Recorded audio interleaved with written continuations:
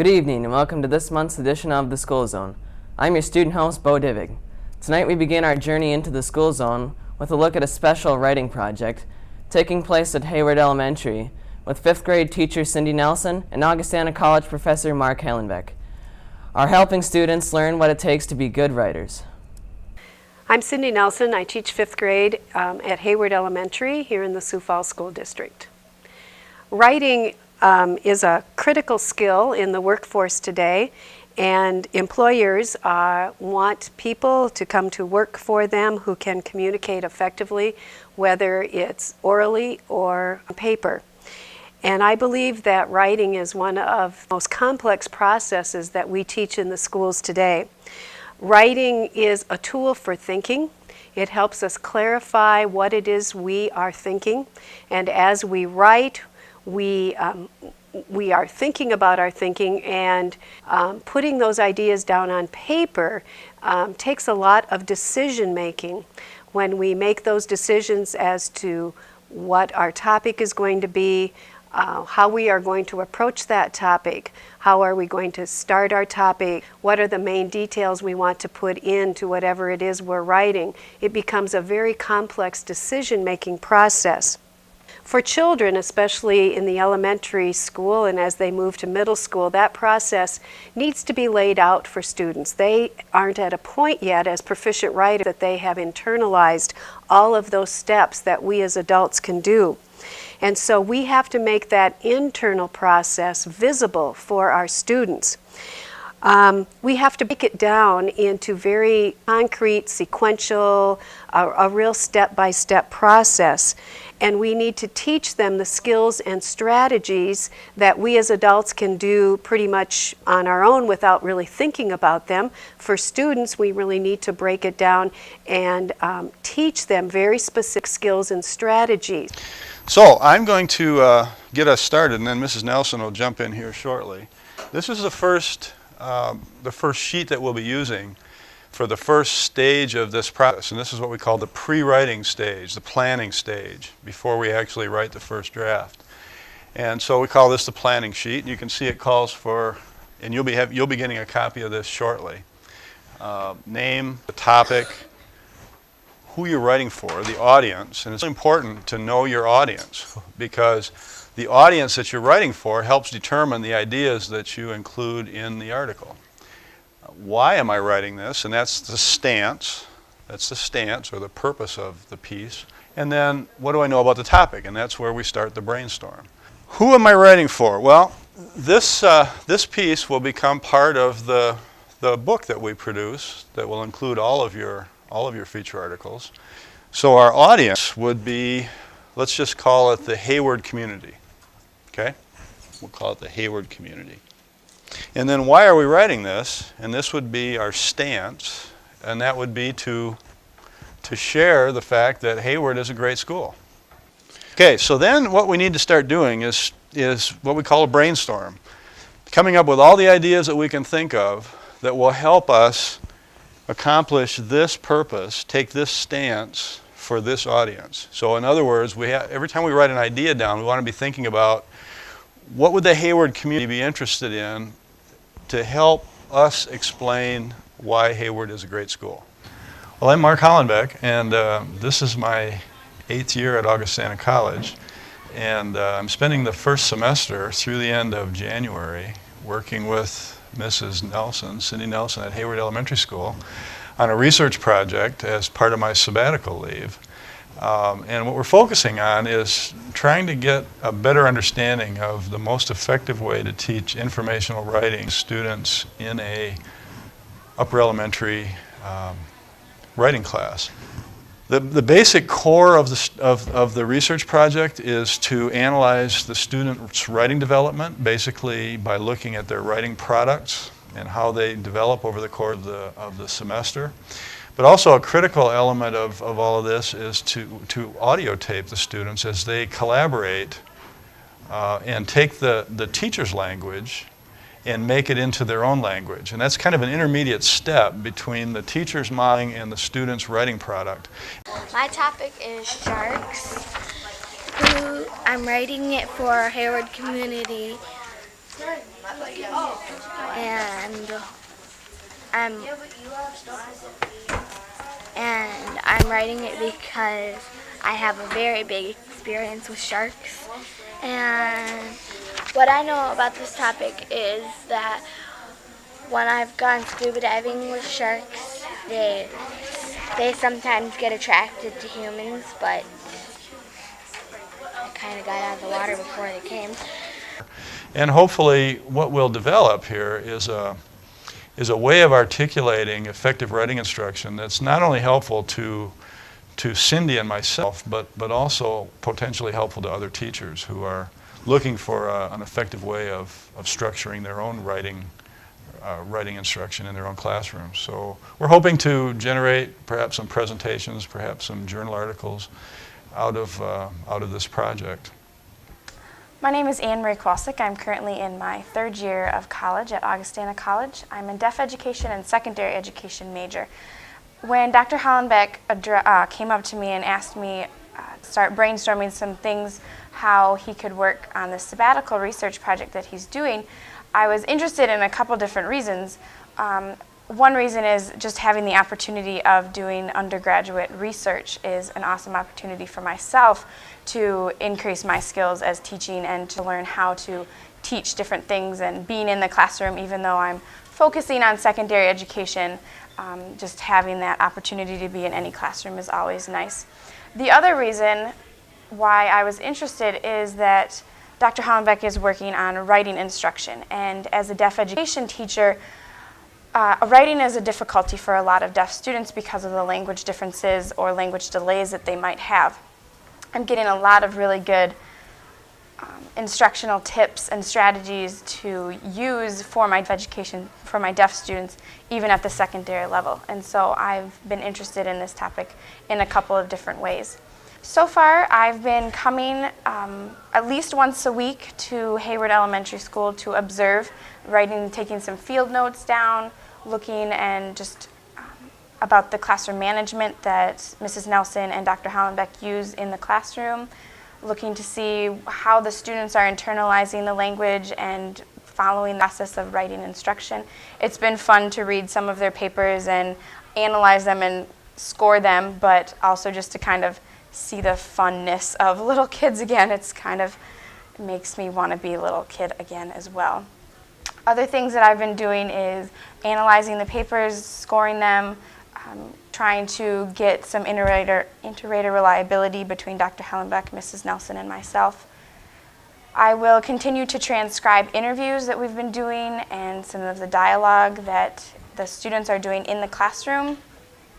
And then I will be working with Dr. Hollenbeck with analyzing the data and trying to figure out some themes that are arising in the instruction and the students' minds and learning process.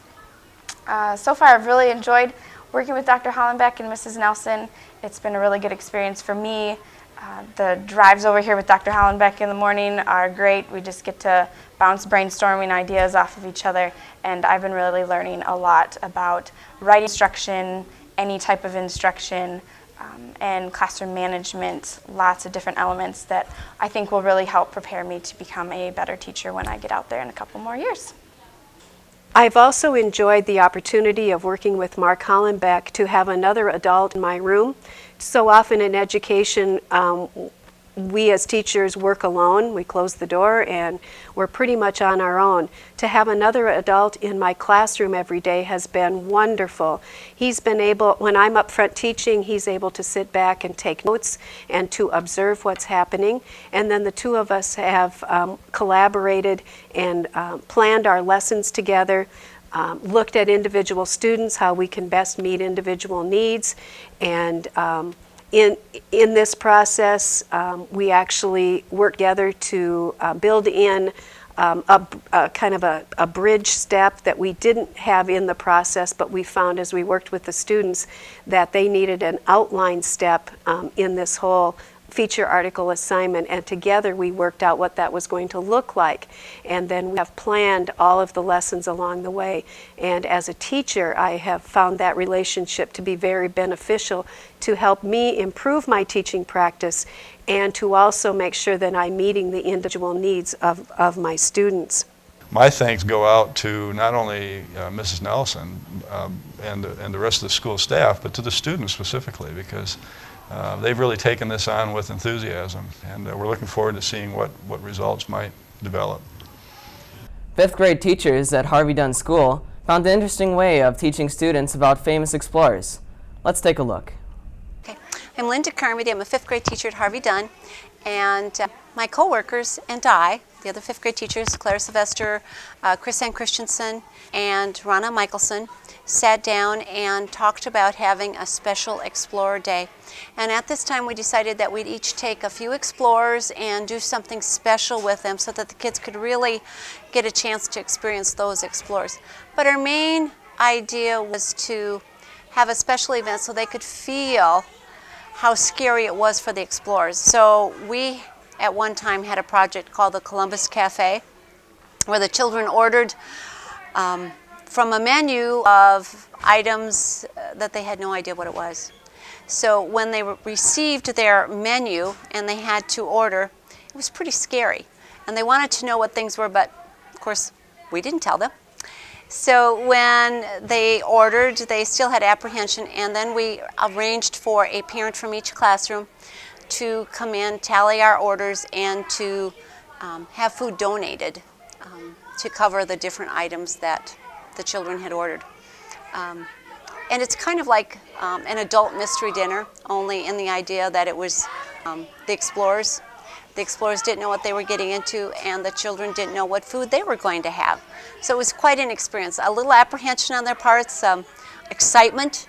We had a lot of excitement throughout the day, and they had a great time. And I think now when we talk about explorers, they'll understand more of how they had no idea what they were going to find, what they would find, if the foods would be agreeable, not agreeable, if things were going to be friendly, not friendly. It was just an adventure, and we wanted the kids to have that same experience and same feeling. And we thought this would be a great way to do it. I'm Clara Sylvester. I teach 5th grade at Harvey Dunn in 502.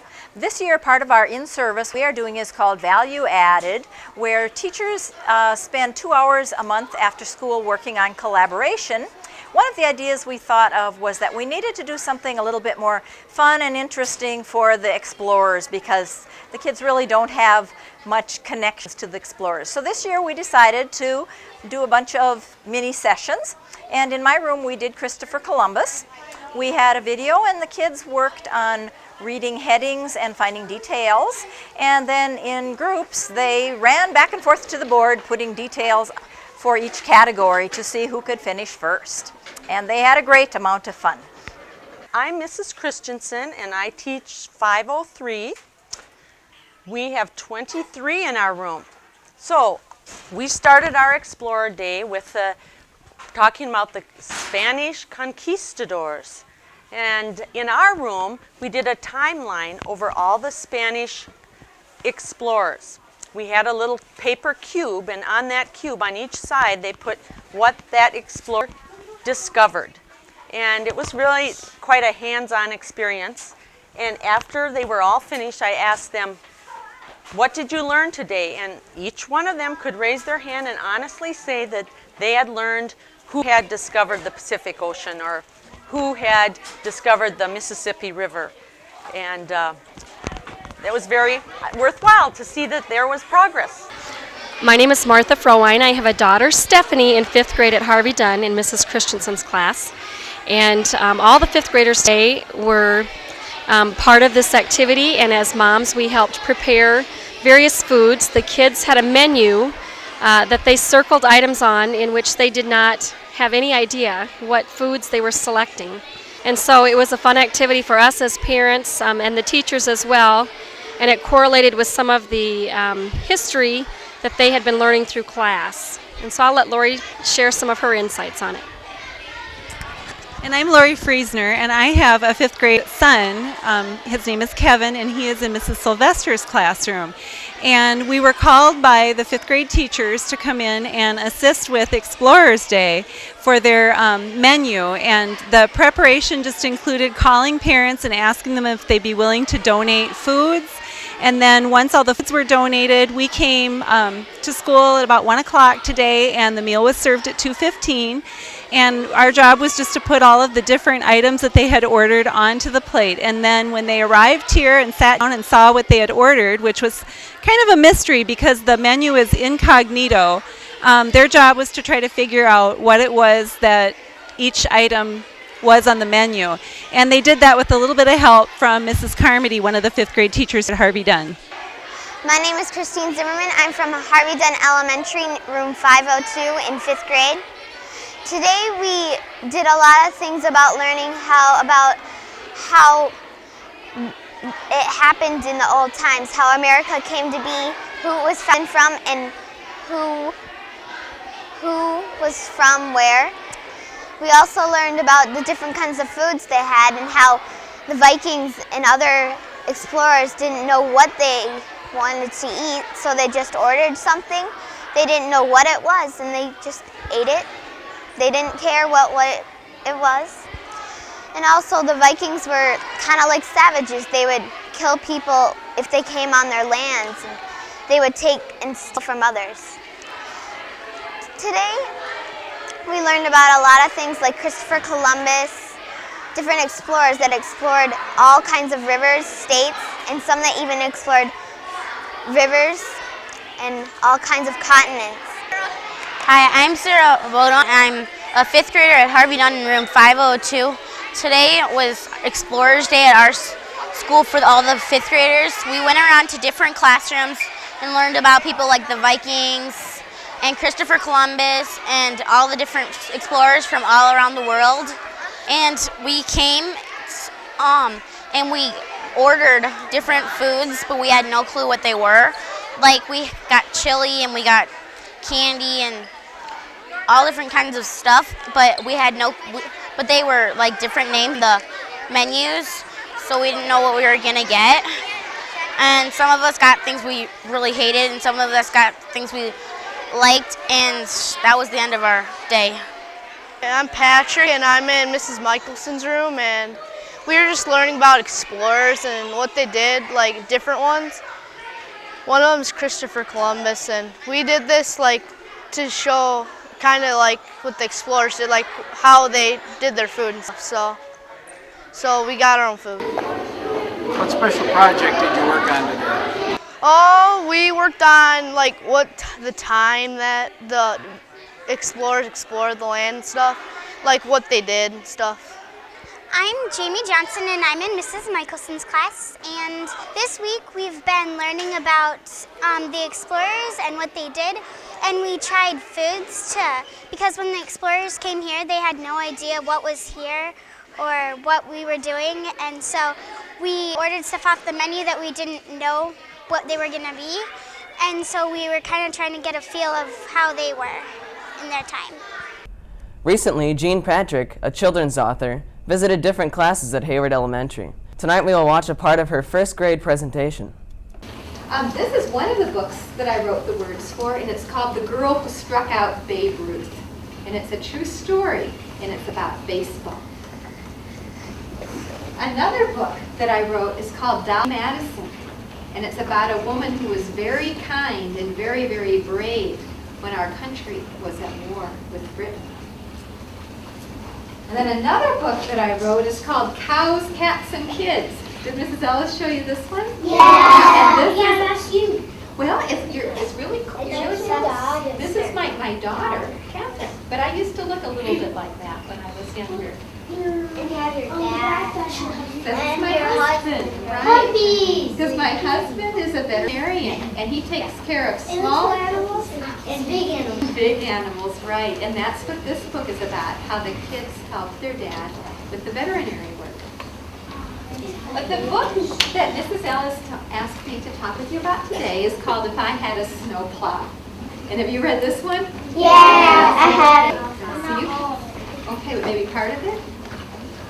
The book starts out in the month of January, and the boy has an idea for how to help his mom. And he says to her, "If I had a snowplow, you know what I'd do? I'd crash through the deep snow just for you. I'd clear a new road, a smooth road, a let's get through road. I'd crash through the deep snow just for you." I think I had fun finding the information for this book, The Girl Who Struck Out Babe Ruth. I had to be like a detective to find the information. But I think I had the most fun writing If I Had a Snowplow, because it was fun to come up with the ideas for this one. Okay, that was a good question.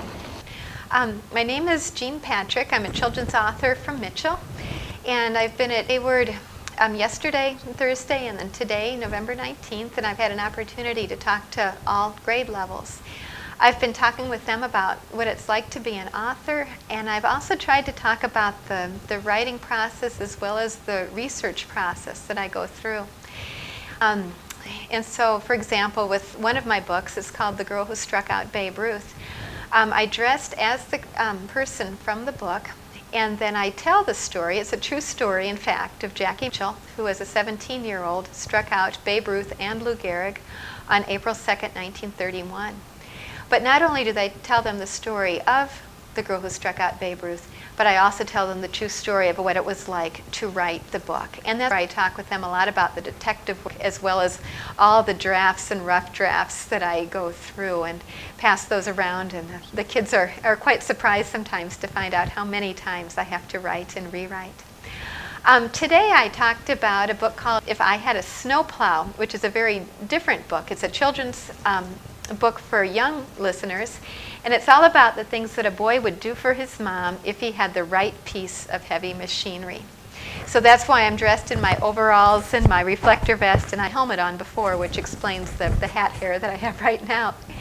But I use that book not only to talk about things like rhyme and repetition and imagination, but it's also a book about helping others. And then after we talk about the book, then the kids get to write or talk out some of their own poetry, and we write some dump truck poetry. And when we do that, we talk about what a writer does. We talk about looking at the subject matter. We talk about audience for writing the poem to. And then we talk about the different options that we have, the different choices as writers. But most of all, then, we talk about how words are powerful and how they can make another person feel good inside. So those were some of the things that we talked about today. I did touch on some of my other books. I've written a biography of Dolly Madison, a nonfiction book about veterinary work, and then I also talked a little bit about my new book that'll be coming out in summer, and it's called Who Carved the Mountain? The Story of Mount Rushmore. So in a nutshell, that's what I've been doing, and I've really enjoyed being at Hayward today. Owl TV was invited to Joe Foss School for their annual chili feast. Let's learn more about this activity.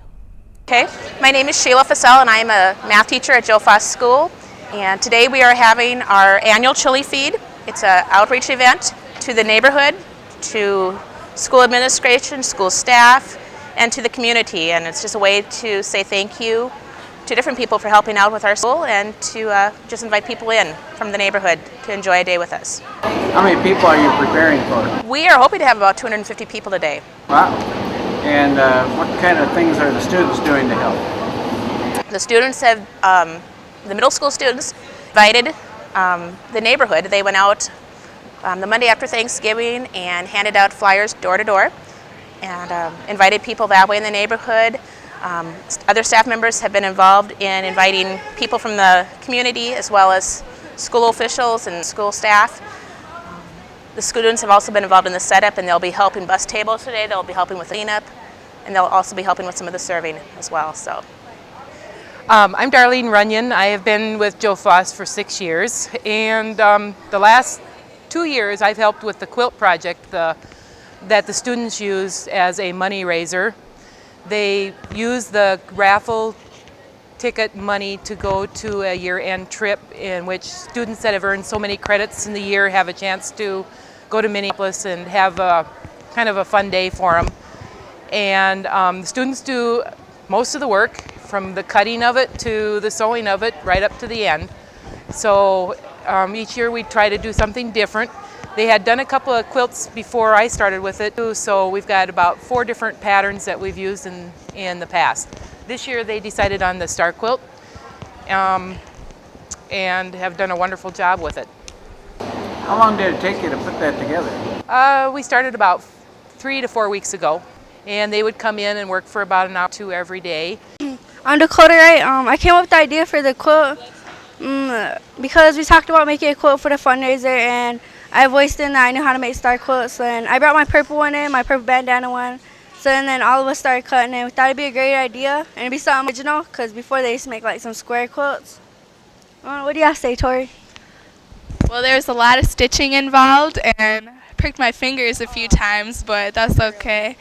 And we had to learn how to turn at the corners of the quilt, because there's lots of corners in there too, but the design turned out really nice. Introduce yourself. My name is Donnie, and I did some of the quilting, and it was fun, and I hope you guys get a ticket. Else I'm gonna come after you. No, I'm just kidding.